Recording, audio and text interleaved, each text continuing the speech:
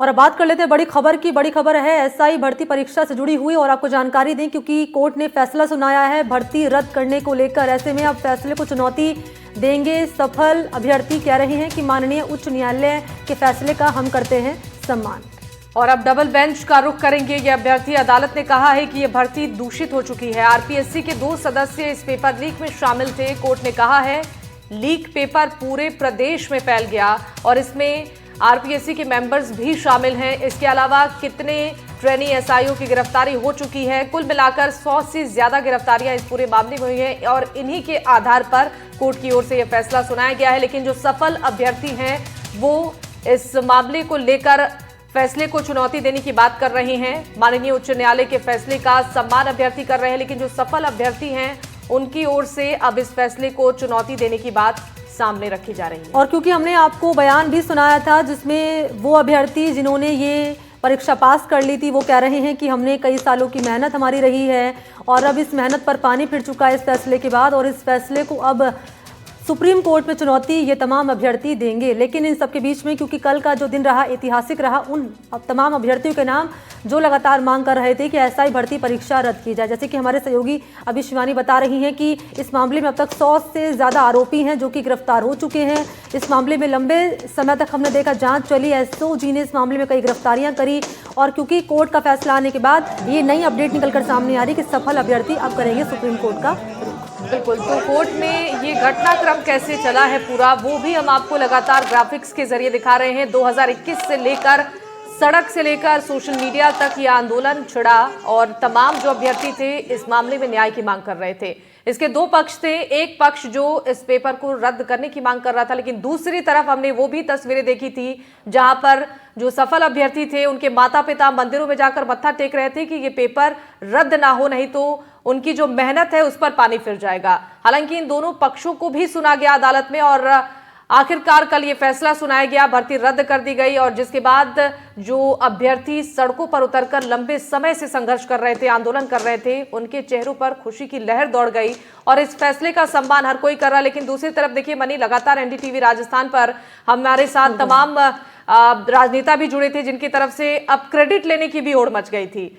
जिस तरीके से यहाँ पर एक दूसरे पर आरोप लगाया जा रहा था और एक दूसरे पर क्रेडिट खोरी का भी आरोप, जिसकी तस्वीरें हमने लगातार अपने दर्शकों तक कल पहुंचाई थी। और चलिए इस बीच हमारे सहयोगी हैं विश्वास शर्मा जयपुर से जुड़ चुके हैं और इन सबके बीच में हमारे साथ हैं वरिष्ठ अधिवक्ता ए.के. जैन साहब। ए.के. जैन साहब, स्वागत है आपका एनडीटीवी राजस्थान पर। विश्वास, मैं आपके पास लौटूंगी। पहले जैन साहब, सवाल पहले आपसे यही रहेगा कि ये जो फैसला आया है हाईकोर्ट की ओर से भर्ती रद्द करने के पक्ष में, एक धड़ा हमने देखा खुश नजर आया, लेकिन वो दूसरा जो पक्ष था जो भर्ती रद्द नहीं होना चाहता था वो अब कह रहा है कि अब हम सुप्रीम कोर्ट का रुख करेंगे। क्या आपको इस पूरे मामले में अब एंगल निकलता हुआ नजर आ रहा है? कैसे मामला आगे बढ़ता हुआ आप देख रहे हैं?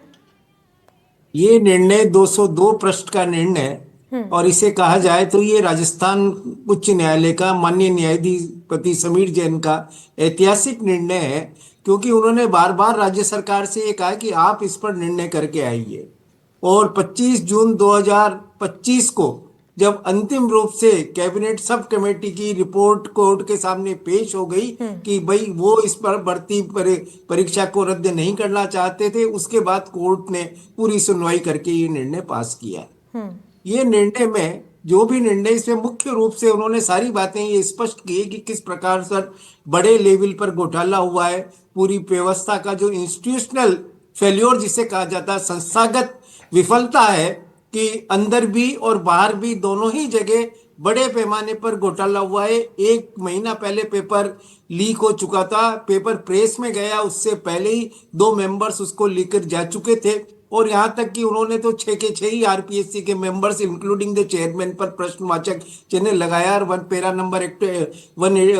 नंबर 189 पर 6 के 6 ही आरपीएससी मेंबर का नाम लेकर लिखा है और बाहर की गैंग्स का नाम लेकर लिखा है कि इनके विरुद्ध जांच की आवश्यकता है। ये मामला अपने आप में पूरी तरह से फेल्योर का है। कोर्ट ने यह भी स्पष्ट कहा है कि अभी तक जो जांच हुई, रोज नए नए जांच आ रहे हैं और हर जांच से लग रहा है पेपर लीक हुआ, स्कूल्स का उन्होंने नाम लिया जहां पर पेपर लीक हुआ। उसके बाद इलेक्ट्रॉनिक कई जगह सीसीटीवी और वो बंद कर दिए गए ताकि पेपर लीक होता रहे।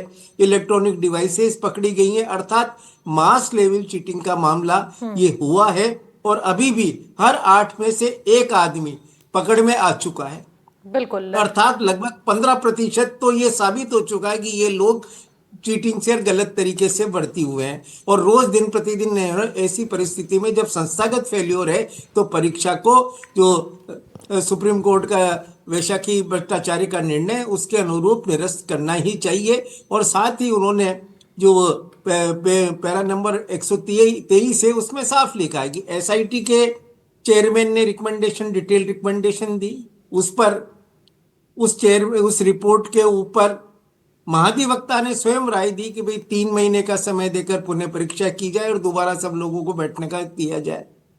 उसके बाद एक कैबिनेट के कुछ मिनिस्टर्स ने उस पर यस की, पर उसके बाद अचानक सरकार ने रुख बदला।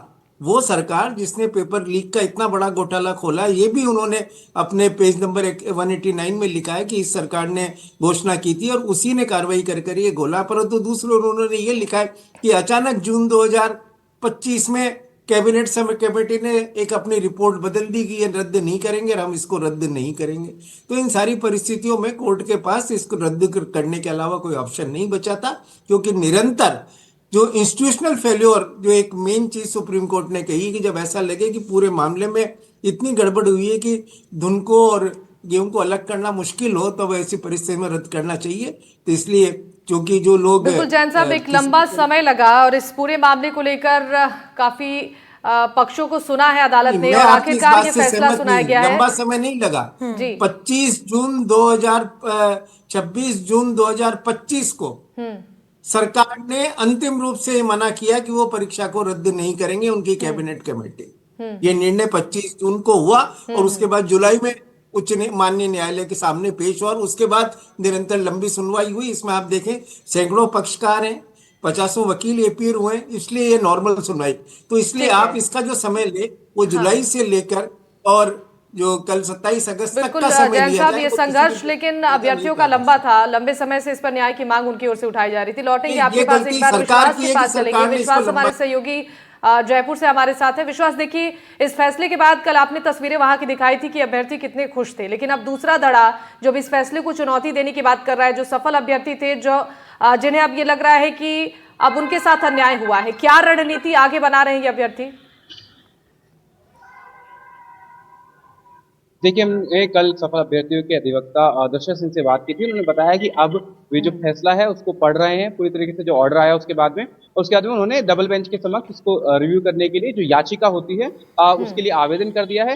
हो सकता है कि जल्द ही वे जो उनकी जो याचिका है, जो उनका आवेदन है, वो स्वीकार होगा और डबल बेंच इस मामले को सुनेगी। और लगातार जो सफल अभ्यर्थी थे उनका कहना था कि हमारे साथ न्याय नहीं हुआ है, क्योंकि हम मेहनत करके 4 साल का जो संघर्ष हमारा रहा, उसके बाद हम ये नौकरी लगे और उसके बाद में आप देखिए कि भविष्य भी जो नौकरी होती है उस पर निर्भर करता है। तो कई अभ्यर्थियों का कहना था कि जैसे कि उनका विवाह हो चुका है या अलग तरीके से सेटल हो चुके हैं, उसके बाद में कई अभ्यर्थी ऐसे थे जो अपनी नौकरियां छोड़कर एसआई भर्ती परीक्षा में ज्वाइन हुए थे। कई अभ्यर्थी केंद्र सरकार की नौकरियां छोड़कर इसमें ज्वाइन हुए थे। तो उनका कहना है कि अब हम भी नौकरियां छोड़ चुके हैं, उसके बाद में हमने ये ज्वाइन किया था, उसके बाद में अगर ये भर्ती परीक्षा रद्द हो जाती है तो ये जो हमारे जो सपने हैं और जो हमारी जो मेहनत है उस पर पानी फेरना जैसा होगा। हालांकि कोर्ट ने अपनी टिप्पणी में कहा था कि हम उन अभ्यर्थियों के प्रति हमारी संवेदना है जो कि मेहनत से लगे हैं, लेकिन इतने बड़े पैमाने पर चूंकि इसमें घोटाला हुआ तो ये बताना साफ नहीं हो पा रहा कि मुश्किल है कि कितने लोग जो है वो माल प्रैक्टिस से लगे, फर्जीवाड़े से लगे और कितने लोग जो है वो मेहनत से लगे। तो चूंकि ये लंबा जो प्रक्रिया चल रहा था, लंबे समय से संघर्ष जो चल रहा था कि अभ्यर्थी जो थे एसआई भर्ती परीक्षा को रद्द करवाना चाहते थे और दूसरी ओर वे अभ्यर्थी जो सफल थे वे चाहते थे कि ये भर्ती परीक्षा रद्द ना हो। इसलिए जो लगातार जो ये मामला है चल रहा है और डबल बेंच में इसको चुनौती देने के लिए जो सफल अभ्यर्थी उन्होंने कहा है। इसके साथ ही जो कोर्ट है उसने टिप्पणी की है कि जो अभ्यर्थी किसी और नौकरी से इस नौकरी में आए थे उनको उनकी पुरानी नौकरियों में ही नियोजन दिलवा दिया जाएगा। राज्य सरकार को इसके लिए आदेश जारी किए गए हैं कि आप जो भी संबंधित विभाग है उन्हें विश्वास, एक छोटा सवाल मैं यहाँ पर जोड़ दूं, उसके बाद जयंत साहब का रुख करेंगे। और सवाल ये कि सरकार कब तक इस पर कोई बयान सामने आया है? सरकार ने कोर्ट के फैसले का तो स्वागत किया है, लेकिन अब क्योंकि ये जो दूसरा पक्ष है जो कह रहा है कि भर्ती रद्द नहीं होनी चाहिए थी, वो कह रहा है वो हम खटखटाएंगे सुप्रीम कोर्ट का दरवाजा, इस पर कोई अब तक बयान सामने आया पॉलिटिकली? ये देखिए, पॉलिटिकल बयान तो बहुत आ चुके हैं, हालांकि आधिकारिक रूप से अभी राज्य सरकार का कोई बयान इस पे नहीं आया है। कल जोगाराम पटेल से जो संसदीय कार्य मंत्री है उनसे ठीक भी है। हमारे साथी शशि मोहन जी ने बात करने की कोशिश की थी, मगर वे भी सवाल के जो जवाब थे उसके सीधा जवाब देने से बचते नजर आए, और उन्होंने बस यही कहा कि हम अभी इस फैसले ठीक को है। पढ़ रहे हैं, उसके बाद ही हम ठीक है देखेंगे, विश्वास, बाकी मैं हम लौटूंगी आपके पास। फैसले का जैन साहब, स्वागत। एक सवाल मेरा आपसे ये रहेगा, जैसे कि अभी आप बता रहे हैं कि कोर्ट की ओर से क्या इस पूरे मामले पर फैसला सुनाया गया है, लेकिन क्योंकि अब विकल्प दूसरा भी खुला है इनके पास स्टूडेंट के, जो कह रहे थे कि भर्ती रद्द ना हो, सुप्रीम कोर्ट जाने का, आपको कोई इसमें कुछ नजर आ रहा है दांव पेच इसमें? क्योंकि सरकार ने भी फैसले का स्वागत किया है, कोर्ट ने भी यहाँ पर साफ तौर पर क्लियर कर दिया है कितनी गिरफ्तारियां हुई हैं, बड़े पैमाने पर पेपर लीक हुआ है। अब क्योंकि सुप्रीम कोर्ट जाएंगे ये स्टूडेंट जो कह रहे हैं कि भर्ती रद्द नहीं होनी चाहिए थी, कोई विकल्प इसमें नजर आ रहा है कि इस फैसले को चुनौती देने का, या देखिए, उम्मीदों चुनौती देने का उम्मीदों तो को सफल अधिकार होने है। का? जी। चुनौती देने का अधिकार अवश्य है सर। राज्य सरकार भी चुनौती दे सकती है, और जो लोग इसमें पक्षकार थे, जो लोग कह रहे थे कि हम सही तरीके से भर्ती हुए, बहुत सारे लोग पक्षकार थे, वो भी इसको डबल बेंच में, राजस्थान उच्च न्यायालय की डीबी में इसको अपील करके माध्यम से चुनौती दे सकते हैं।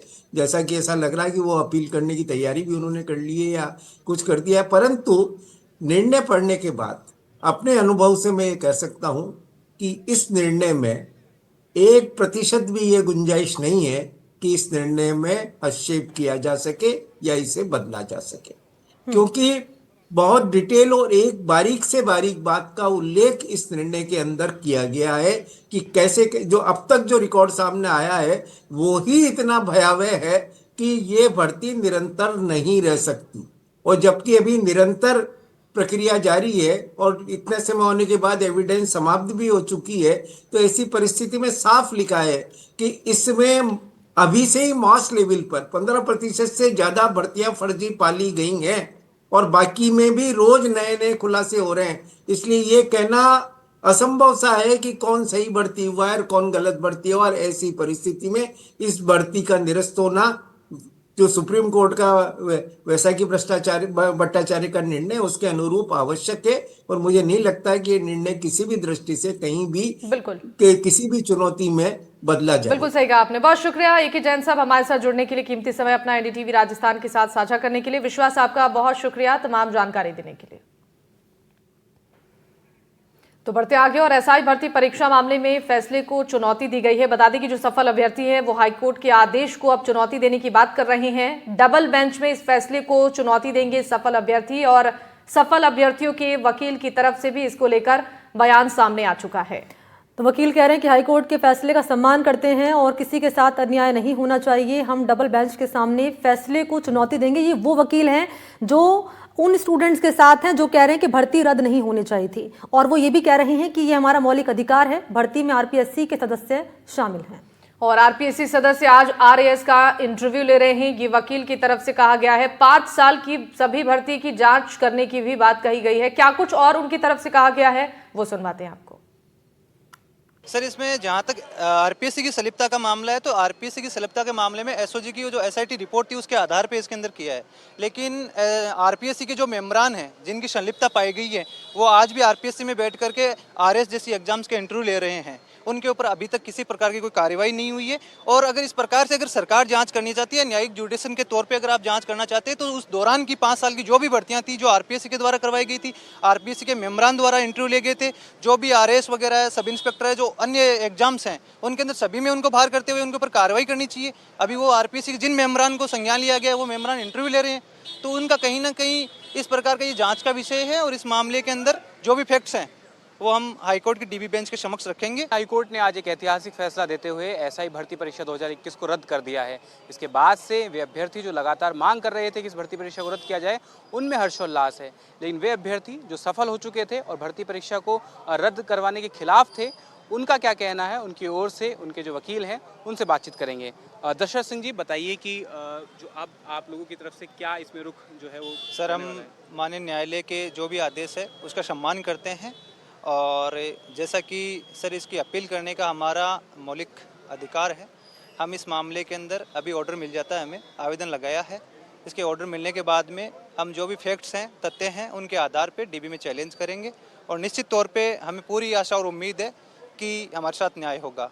और जो सिलेक्टेड कैंडिडेट बच्चे हैं जिन्होंने अपना अमूल्य समय 4 साल का इसमें दिया है, और अपने जो सपनों को संजोया है उनके अंदर वो कामयाब होंगे और माननीय न्यायालय की डीबी बेंच इसके अंदर जो भी पॉइंट और फैक्ट्स हैं उसके आधार पर हमें न्याय मिलेगा। अच्छा, एक चीज़ बताइए, आरपीएससी की संलिप्तता भी जो है माननीय हाई कोर्ट ने इसमें बताई कि भाई आरपीएससी के जो 6 सदस्य हैं उनकी भी संलिप्तता इसमें देखी गई है। इतना बड़ा पेपर लीक का मामला है ये, इसके बाद में अब हाई कोर्ट ने रद्द कर दिया है, तो अब उस चीज़ को किस तरह से चैलेंज कर पाएंगे कि आरपीएससी की संलिप्तता थी और इस इतने बड़े स्तर पर जो फर्जीवाड़ा हुआ, क्योंकि एसओजी भी इसके लिए सिफारिश कर चुकी है। सर, इसमें जहाँ तक आरपीएससी की संलिप्तता का मामला है तो आरपीएससी की संलिप्तता के मामले में एसओजी की जो एसआईटी रिपोर्ट थी उसके आधार पे इसके अंदर किया है, लेकिन आरपीएससी के जो मेंबरान हैं जिनकी संलिप्तता पाई गई है वो आज भी आरपीएससी में बैठ करके आरएस जैसी एग्जाम्स के इंटरव्यू ले रहे हैं। उनके ऊपर अभी तक किसी प्रकार की कोई कार्रवाई नहीं हुई है और अगर इस प्रकार से अगर सरकार जांच करनी चाहती है, न्यायिक जुडिशन के तौर पे अगर आप जांच करना चाहते हैं तो उस दौरान की 5 साल की जो भी भर्तियां थी जो आरपीएससी के द्वारा करवाई गई थी, आरपीएससी के मेंबरान द्वारा इंटरव्यू ले गए थे, जो भी आरएस वगैरह है, सब इंस्पेक्टर है, जो अन्य एग्जाम्स हैं उनके अंदर सभी में उनको बाहर करते हुए उनके ऊपर कार्रवाई करनी चाहिए। अभी वो आरपीएससी के जिन मेंबरान को संज्ञान लिया गया है वो मेंबरान इंटरव्यू ले रहे हैं, तो उनका कहीं ना कहीं इस प्रकार का ये जाँच का विषय है और इस मामले के अंदर जो भी फैक्ट्स हैं वो हम हाईकोर्ट की डीबी बेंच के समक्ष रखेंगे और निश्चित तौर पे हमें इस मामले में न्याय की उम्मीद है। देखिए, जो सफल अभ्यर्थी है उनकी ओर से अधिवक्ता दशरथ सिंह हमारे साथ थे। उन्होंने बताया कि डबल बेंच में ये जो फैसला आ जाया है उसको चुनौती दी जाएगी और उसके माननीय न्यायालय के सामने उसे रिव्यू करने के लिए जो डबल बेंच है उसके सामने पेश किया जाएगा। इसके बाद देखना ये होगा कि जो डबल बेंच है वो इसमें क्या करती है। हालांकि कहीं ना कहीं जो आरपीएससी के मेंबर्स की संलिप्तता है उसको लेकर के जो सफल अभ्यर्थी है उनकी उनके जो अधिवक्ता है उन्होंने भी बताया कि इस तरह से अगर जाँच आएगी तो जितनी भी भर्ती परीक्षाएँ हैं जो 5 साल के दरमियान जो हुई हैं भर्ती परीक्षा सभी सवालों के घेरे में आ जाएंगी। कैमरामैन जसराज भुरंडा के साथ विश्वास शर्मा, एनडीटीवी। तो सब इंस्पेक्टर भर्ती परीक्षा रद्द कराने के समर्थन में हनुमान बेनीवाल का चल रहा धरना खत्म हो गया है और कोर्ट के इस फैसले के बाद बेनीवाल ने 100 दिन से यहां पर जयपुर के शहीद स्मारक पर जारी धरने को खत्म करने का ऐलान कर दिया है। और कोर्ट के इस फैसले को बेनीवाल ने युवा और आरएलपी की जीत बताई है। वहीं किरोड़ी लाल मीणा और वसुंधरा राजे पर जमकर निशाना साधा है।